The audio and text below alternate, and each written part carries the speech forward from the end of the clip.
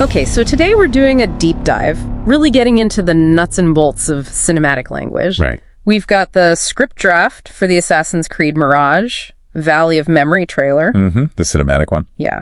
And the mission basically is to unpack its core, the story beats, the overall tone. And definitely how it handles what the script itself calls visual splendor and that signature parkour fluidity. Exactly. Those seem key. So where does it start? What's the immediate feel? Well, it kicks off with atmosphere, heavy atmosphere. You get this gentle, kind of ambient Middle Eastern melody. Okay. But mixed with this low rhythmic percussion, it signals something deeper is going on, not just action. And there's a voice. Yeah, a whisper, actually, in Arabic, subtitled.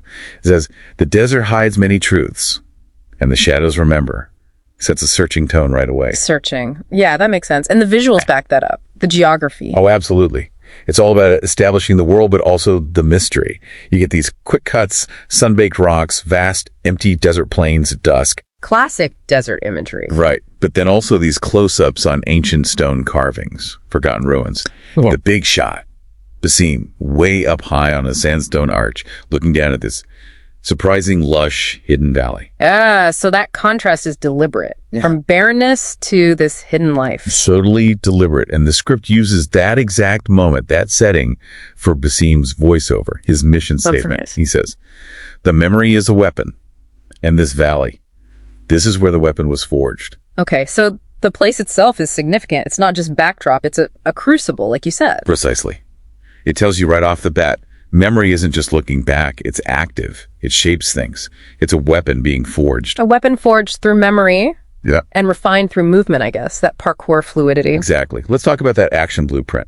The script is really specific about seamless movement. Like how? It describes Basim leaping across rooftops in a crowded market, scaling a tall minaret in, quote, a single fluid movement. One single movement. That's very specific. Does focusing so much on the how risk making it style over substance, you think? I actually think the style is the substance here. Or at least it serves it. The fluidity isn't just visual flair. It represents discipline, precision, perfected training, almost like muscle memory becoming visible. Okay, I see that. The physical manifestation of his training. Yeah. And the sound design hammers this home. There's this montage bit, right? Yeah. And it's punctuated by these really distinct sounds. Lethal sounds. Very. The sharp shing of the hidden blade deploying, the whoosh and disorientation of a smoke bomb hitting multiple guys. And even the silence the script notes, Basim's intense focus just before he throws a dagger. So it's all about control. Calculated moves. Exactly. Control, even when everything around him is chaotic. It defines the assassin's approach. Surgical. Which makes the introduction of the antagonist pretty interesting timing-wise. Why bring in that voice here? Well, it creates immediate conflict around that very idea of control and memory. You get this cold, authoritative voiceover challenging Basim directly. What does it say? Something like, "You cannot escape the past, assassin. It defines you. And I will remind you of your purpose." Ooh, okay, so direct opposition. Basim sees memory as a tool he wields. And the antagonist sees it as destiny. A cage, almost. You can't escape what made you. And this conflict becomes physical. Yeah, it seems to culminate in a fight. Basim versus this heavily armored enemy who, crucially, the script says, possesses unusual strength. Unusual strength. Okay, so not just a tough soldier. Right. It feels like the antagonist is literally using the past, maybe some power tied to the past, against Basim. And this is where the script hints at something else, more than just historical conflict. Exactly. Right in the middle of that fight, there's a direction for quick flash, a vision, maybe a memory fragment. Of what? It suggests possibly a mythical figure or a glowing artifact, something ancient, powerful. Connecting that unusual strength to something potentially Isu or mythological. It definitely opens that door. Just as Basim is struggling against this seemingly overwhelming force, the script layers in this hint of ancient power tied to memory and the past.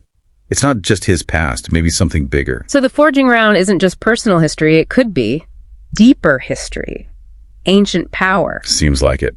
Which makes Basim's response, his big line, even more meaningful. What does he say? He basically throws the challenge back, defiantly says, "Then let the past be our reckoning." Nice.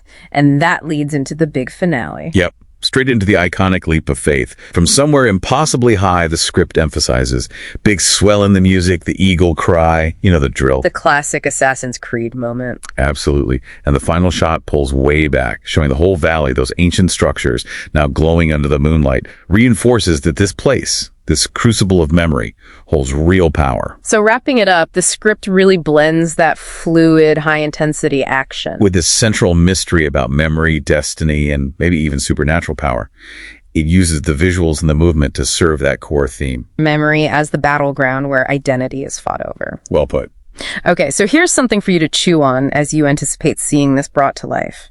If the past truly defines the assassin, like the antagonist insists, what's the deal with that unusual strength in the enemy? How does that potentially link back to that mysterious glowing artifact or mythical figure Besom glimpses? Is the reckoning he calls for just settling old scores, or is he tapping into something much older, much more powerful?